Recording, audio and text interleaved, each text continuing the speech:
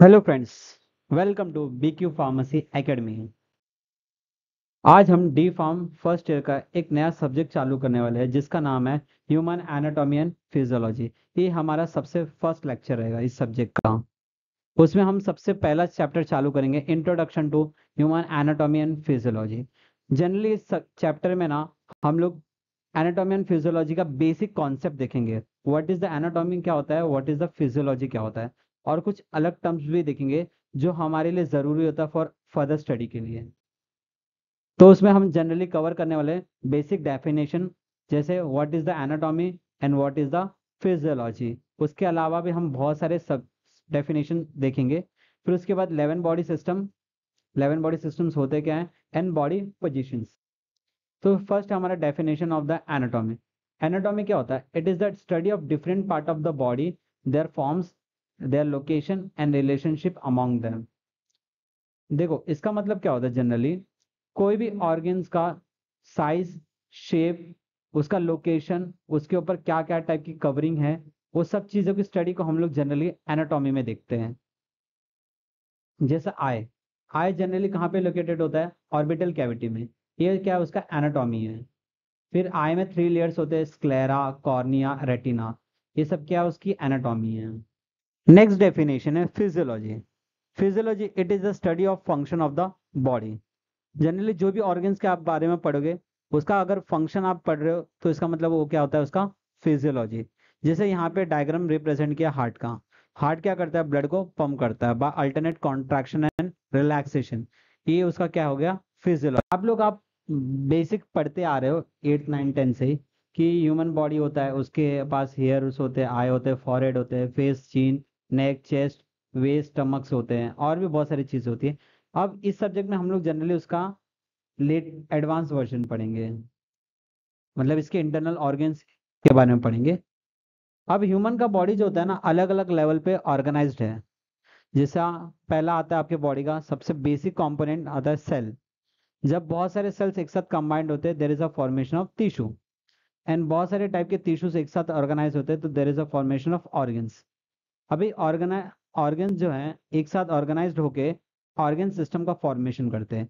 Human generally consist करता है 11 body system. अब हमारे नेक्स्ट डेफिनेशन है this cell. Cell is the basic structural and functional unit of an organism. अभी हम लोग इससे जस्ट पहले वाले स्लाइड में देखे थे, ह्यूमन का बेसिक कंपोनेंट कौन होता है? सेल होता है। सेल ही है जो आपके बेसिक पूरे बॉडी का फ्रेमवर्क है और फंक्शनल पार्ट है। Without cell life it is not possible. Generally cell जो होता है स्पेरिकल शेप का होता है, इसमें भी अलग अलग ऑर्गेनल्स प्रेजेंट होते हैं, just like mitochondria, Golgi apparatus, lysosomes, nucleus, etcetera. अब टिश्यू। अब बहुत सारे सेल्स एक साथ कंबाइंड होते हैं, there is a formation of tissue. Tissue are the group of cell having similar physical character performing some specialized function. इसका अगर मतलब बताऊं तो जो सेल एक जैसा दिख रहा है, एक जैसा काम कर रहा है, वो सेम सेल एक साथ कलेक्ट हो रहे हैं, तो there is a formation of tissue. Generally human में 4 टाइप के टिश्यूज होते हैं, epithelial tissue, nervous tissue, muscle tissue and connective tissue. ये चारों टिश्यू का काम अलग अलग है। इसके लिए जो सेल्स एक जैसा दिखता है, एक जैसा काम करता है, वो जब एक साथ कनेक्ट होता है तो फॉर्मेशन ऑफ टिश्यू होता है। Example wall. जब वॉल को बनाने के लिए हमको ब्रिक्स या ईंटे की जरूरत होती है, जब ईंटा एक साथ जोड़ते हैं तो देर is a formation of wall. तो जस्ट लाइक जब बहुत सारे सेल्स एक साथ कलेक्ट होते हैं, कंबाइंड होते हैं, देर is a formation of tissue. Organ. अब बहुत सारे टिश्यूज एक साथ कलेक्ट हो रहा है, there is a formation of organs. Organs are the group of tissue in living organism that have been adapted to perform a specific function. Example thyroid gland. Thyroid एक type का organ है जो T3 and T4 को बनाता है। Brain. Brain हमारे सोचने समझने के लिए रिस्पॉन्सिबल होता है, वो अलग नर्वस टिश्यू से बना हुआ है। हार्ट। हार्ट आपका मायोकार्डियम से बना हुआ है। स्टमक। स्टमक आपका एपिथेलियल टिश्यू, कनेक्टिव टिश्यूज और नर्वस टिश्यू से बना हुआ है। ऐसे ही अलग अलग ऑर्गन्स जो है वो अलग अलग टाइप के टिश्यू से बनते हैं। अब ऑर्गन सिस्टम एंड और body system. An organ system is the biological system consisting a group of organs that work together to perform a one or more function.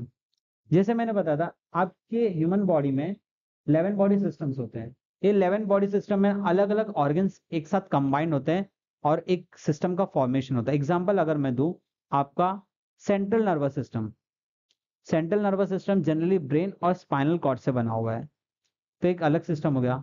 फिर आपका डाइजेस्टिव सिस्टम, डाइजेस्टिव सिस्टम वो होता है जहाँ पे आपका food या खाना डाइजेस्ट होता है। वो जनरली स्टमक से बना है, स्मॉल इंटेस्टाइन से बना है, लार्ज इंटेस्टाइन से बना है, एक्सेट्रा। बहुत सारे ऑर्गन्स एक साथ कंबाइंड होते हैं और एक सिस्टम का फॉर्मेशन होता है। अब हम 11 body system one by one देखेंगे। पहले आपका डाइजेस्टिव सिस्टम, सेकेंड है यूरिनरी सिस्टम, थर्ड है रिप्रोडक्टिव सिस्टम, फोर्थ है lymphatic and immunity system, respiratory system fifth है, सिक्स्थ है एंडोक्राइन सिस्टम, सेवेंथ है कार्डियोवास्कुलर सिस्टम, एट्थ है मस्कुलर सिस्टम, नाइन्थ है नर्वस सिस्टम, टेंथ है स्केलेटल सिस्टम, 11th है इंटाग्यूमेंट्री सिस्टम। ये जनरली आपने ये सारे बॉडी सिस्टम के बारे में पढ़ा रहेगा, पर इसके बारे में बहुत कम लोग जानते हैं, तो ये बहुत खास है आपके लिए। अब हम लोग सब वन बाय वन सारे डाइजेस्टिव सिस्टम को थोड़ा इलाबरेट करते हैं। तो पहला हमारा आता है डाइजेस्टिव सिस्टम। डाइजेस्टिव सिस्टम में जनरली फूड को डाइजेस्ट करने में हेल्प करता है। अब जो भी आप खाना खाते हो उसमें कार्बोहाइड्रेट होता है, प्रोटीन होता है और फैट्स होता है। ये कार्बोहाइड्रेट, प्रोटीन और फैट्स ना कॉम्प्लेक्स फॉर्म में होता है। तो डाइजेस्टिव सिस्टम क्या करता है, इस सारे फूड को छोटे छोटे पार्ट में कन्वर्ट करता है, जिससे क्या ये इजिली एब्जॉर्ब हो सके और एब्जॉर्ब होके आपके ब्लड वेसल में जाए और ब्लड वेसल के थ्रू आपके पूरे बॉडी तक रीच हो। तो डाइजेस्टिव सिस्टम जनरली आपका डाइजेशन में हेल्प करता है। ये आपका माउथ से स्टार्ट होता है और एनएस पे एंड होता है और इसके बीच में अलग अलग ऑर्गन्स आते हैं। सेकेंड है यूरिनरी सिस्टम। यूरिनरी सिस्टम का काम क्या है, यूरिन का फॉर्मेशन। अभी यूरिन का फॉर्मेशन कैसे करता है वो हम लोग जब यूरिनरी सिस्टम में पढ़ेंगे वहां पे हम देखेंगे। और इसके अलावा ये आपके दो अलग अलग हॉर्मोन्स को भी बनाता है, जिसका नाम है एरिथ्रोपोइटिन एंड कैल्सिट्रायोल। और ये किडनी से, यूरिनरी सिस्टम में किडनी आता है, यूरेटर आता है, यूरिनरी ब्लैडर आता है और यूरेथ्रा आता है। किडनी में यूरिन का फॉर्मेशन होता है, यूरेटर में यूरिन फ्लो होता है, यूरिनरी ब्लैडर में यूरेथ्रा यूरिन स्टोर होता है और यूरेथ्रा से यूरिन पास हो जाता है, बाहर जाता है। थर्ड है अपना रिप्रोडक्टिव सिस्टम।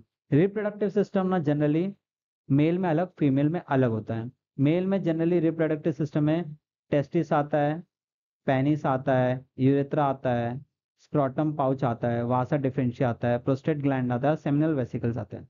ये सारे चीजें, सारे ग्लैंड्स, ये सारे ऑर्गन्स एक साथ ना क्या बनाते हैं, मेल रिप्रोडक्टिव सिस्टम, और हेल्प करते हैं स्पर्म फॉर्मेशन में।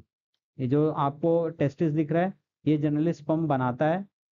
वासा deferentia, seminal vesicle, prostate gland, ये आपका स्पर्म को फ्लो होने में हेल्प करता है और पेनिस के थ्रू ये स्पर्म बाहर जाता है। फीमेल रिप्रोडक्टिव सिस्टम में जनरली वाजाइना आता है, सर्विक्स आता है, यूट्रस आता है, फेलोपियन ट्यूब आता है, ओवरी आता है। ये जनरली ओवम बनाता है।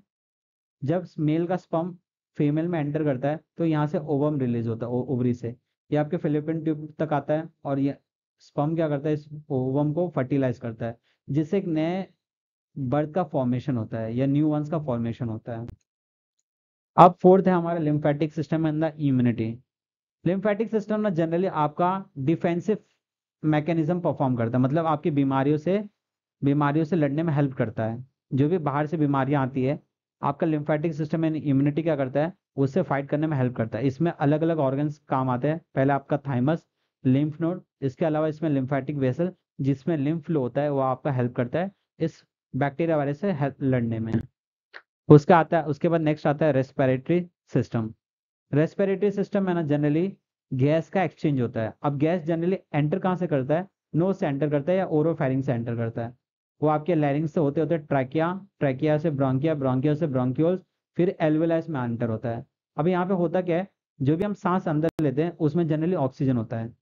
तो ऑक्सीजन आपके ब्लड में जाता है और यहाँ का जो भी कार्बन डाइऑक्साइड होता है ब्लड का, वो आपके एल्वेलाइस में आता है और वहां से वो आपके वापस नोज तक आता है। तो जब हम सांस छोड़ते हैं जनरली कार्बन डाइऑक्साइड एक्सेल करते हैं। अब हमारा सिक्स सिस्टम है एंडोक्राइन सिस्टम। एंडोक्राइन सिस्टम ना जनरली कोऑर्डिनेशन में हेल्प करता है। कोऑर्डिनेशन मीन्स कब कौन सी चीज़ों को रिलीज करना है, कब कौन सी चीज़ों को एब्जॉर्ब करना है, वो जनरली उसमें हेल्प करता है by the help of hormones. अब जैसे एग्जांपल दो, पीनल ग्लैंड। पीनल ग्लैंड ना आपके स्लीपिंग साइकिल को मेंटेन रखता है। पिट्यूटरी और हाइपोथैलेमस जो है आपके पूरे अदर एंडोक्राइन ग्लैंड्स को कंट्रोल करते हैं। थायराइड ग्लैंड आपके बॉडी के बेसल मेटाबॉलिक रेट को कंट्रोल करता है। थाइमस आपके डिफेंसिव सिस्टम में काम करता है। पैंक्रियास आपके ग्लूकोज के लेवल को मेंटेन रखता है। एड्रिनल ग्लैंड जो है आपके वाटर के लेवल को बैलेंस रखता है। और टेस्टिस मेल में और ओवरी फीमेल में हेल्प करता है production of sperm and the production of ovum. अब हमारा नेक्स्ट सिस्टम रहेगा cardiovascular system. Cardio means heart, vascular means blood vessel. अब आपको मालूम है जनरली हार्ट में क्या होता है, ब्लड फ्लो होता है या ब्लड पंप होता है, और ब्लड वेसल्स में आपका ब्लड फ्लो होता है। अब जो भी blood flow to heart to blood vessels होता है, ये क्लोज सिस्टम में फ्लो होता है, इसको ही हम लोग कार्डियोवास्कुलर सिस्टम बोलते हैं। अब कार्डियोवास्कुलर सिस्टम में दो सर्किट आते हैं, एक पल्मोनरी सर्किट और एक नेक्स्ट आता है सिस्टमिक सर्किट।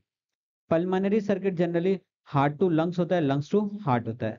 और सिस्टमिक सर्किट जो होता है आपके हार्ट टू बॉडी के सेल्स या body cells to heart except lungs.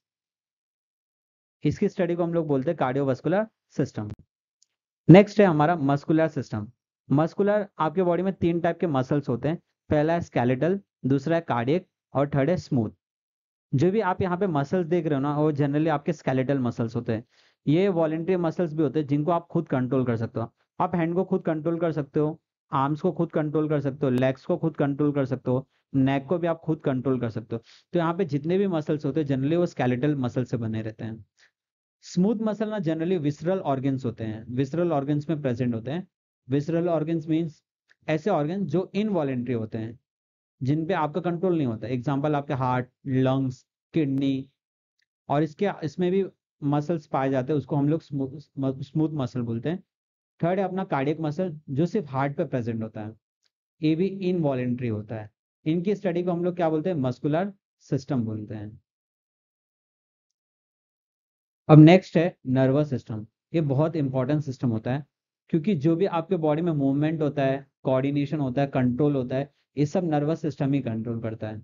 Even आपके इमोशंस, ये भी आपका नर्वस सिस्टम भी कंट्रोल करता है। और नर्वस सिस्टम का सबसे बेसिक कौन होता है, न्यूरॉन्स, ये नर्व सेल्स। अगर आप यहाँ पे ध्यान से देख रहे हो तो आपके बॉडी में दो टाइप के नर्वस सिस्टम होते हैं, एक सेंट्रल नर्वस सिस्टम और एक होता है peripheral nervous system. Central nervous system में पिंक कलर से इंडिकेट हुआ है, जो आपका जनरली उसमें ब्रेन एंड स्पाइनल कॉर्ड आता है। ब्रेन एंड स्पाइनल कॉर्ड के बाहर जितने भी नर्व्स होते हैं आपके हाथ पैर, कमर पे, चेस्ट पे, नेक पे, वो सब आपके पेरिफेरल नर्वस सिस्टम में आते हैं। नेक्स्ट है स्केलेटन सिस्टम। स्केलेटन सिस्टम ना जनरली आपके बॉडी का फ्रेमवर्क होता है। फ्रेमवर्क मीन्स आपके बोन्स, आपके बोन्स का अटैचमेंट, वो कौन से टाइप का अटैचमेंट से जुड़ा हुआ होता है, वो सब चीज आपका स्केलेटन सिस्टम में आता है।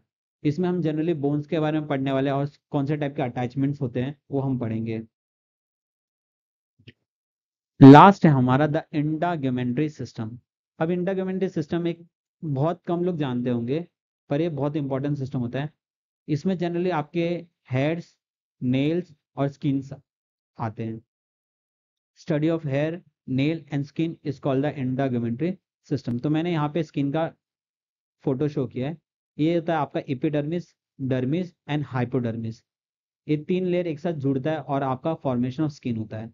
फिर स्किन में हेयर्स होते हैं, स्वेट ग्लैंड्स भी होते हैं, नर्व्स होते हैं, ब्लड वेसल्स होते हैं। ये आप अगर रेड कलर का देख रहे हो आपका आर्टरीज है, ये ब्लू कलर का वेन्स है, और येलो कलर का आपका नर्व है, जो सेंसेशन में हेल्प करता है। जब भी आपको कोई टच करता है वो आपको फील होता है।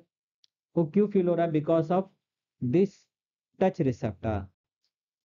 इसके अलावा इसमें मैंने बताया था नेल्स कंसिडर होते हैं, और हेयर्स तो आती है और स्किन तो आते ही है।